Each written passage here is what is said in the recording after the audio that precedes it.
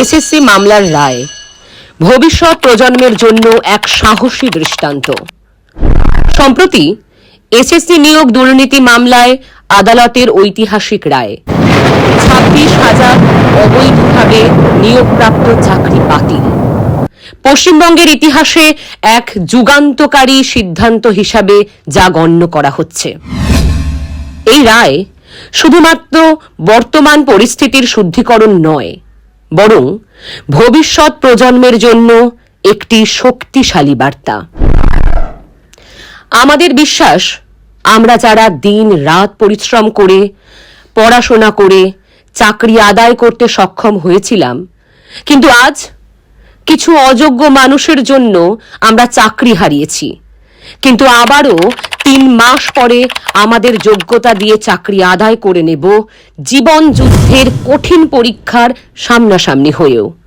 এই বিশ্বাস যেন আমাদের মনে থাকে সব সময়। মনে রাখবেন, সত্যকে দমিয়ে রাখা যায় না।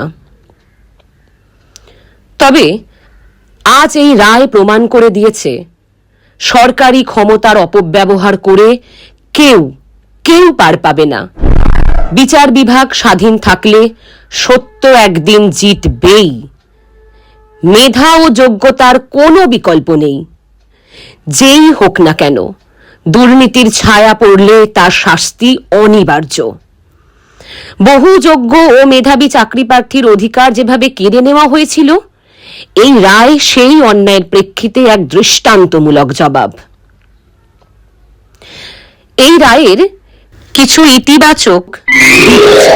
সেগুলো প্রথমত, ন্যায় বিচারের পুনঃপ্রতিষ্ঠা।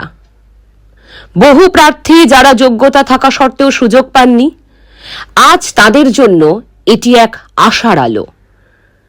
দ্বিতীয়ত, দুর্নীতির বিরুদ্ধে কঠোর বার্তা। এই রায় দেখিয়ে দিল প্রশাসনের উপর আদালতের নজরদারি ও বিচার বিভাগের স্বাধীনতা কতটা গুরুত্বপূর্ণ। তৃতীয়ত, ভবিষ্যৎ প্রজন্মের শিক্ষা। যারা ভবিষ্যতে সরকারি চাকরির প্রস্তুতি নিচ্ছে, তাদের কাছে এটি একটি স্পষ্ট বার্তা। যোগ্যতা ও পরিশ্রমই মূল চাবিকাঠি, নয় ঘুষ বা রাজনৈতিক পরিচয়। চতুর্থত, সুশাসনের পথে এগিয়ে যাওয়া। এটি রাজ্যের প্রশাসনিক স্বচ্ছতা এবং জবাবদিহিতার দাবি আরো জোরদার করল। আসলে এসএসসি দুর্নীতির বিচার শুধু একটি মামলা নয়, মনে রাখবেন, এটি একটি আন্দোলন। ন্যায়, সত্যতা, সততা এবং স্বচ্ছতার পক্ষে। সরকার যতই ক্ষমতাশালী হন না কেন, যদি দুর্নীতিতে জড়ায়, তাহলে আদালতের কাঠগড়ায় তাকে দাঁড়াতেই হবে। এই রায় শুধুমাত্র অতীতের অন্যায় সংশোধন নয়, বরং ভবিষ্যৎ প্রজন্মের জন্য এক কঠোর সতর্কবার্তা। সরকারি চাকরি মানেই এখন থেকে ঘুষ নয়, পেছনের দরজা নয়, শুধুই যোগ্যতা ও পরিশ্রম। তাহলে আসুন আমরা এই রায়কে সম্মান জানাই। আসুন আমরা দুর্নীতির বিরুদ্ধে ঐক্যবদ্ধ হই। আসুন আমরা ভবিষ্যৎ প্রজন্মের কাছে একটি স্বচ্ছ, ন্যায় ভিত্তিক সমাজ রেখে যাওয়ার শপথ নিই। যোগ্যতার জয় হোক আর দুর্নীতির পরাজয় হোক। হ্যাঁ, আমরা প্রত্যেকে জানি, অযোগ্যদের বাঁচাতে যোগ্যরাও বলি প্রদত্ত হয়েছে, কিন্তু দেশের সর্বোচ্চ আদালতের উপর আমাদের কারো হাত নেই। সেই সিদ্ধান্ত আমাদের মেনে নিতেই হয়। সুতরাং আমরা আশা ছাড়ব না।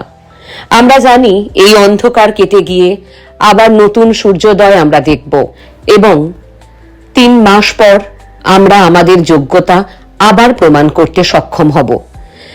তাই সকলের কাছে অনুরোধ, কেউ আশা হারাবেন না, হতাশায় আচ্ছন্ন হবেন না। সমস্ত কিছু খারাপের পর ভালো অবশ্যই আসবে। এই পর্যন্ত সকলে ভালো থাকবেন, সুস্থ থাকবেন, নিজেদের খেয়াল রাখবেন।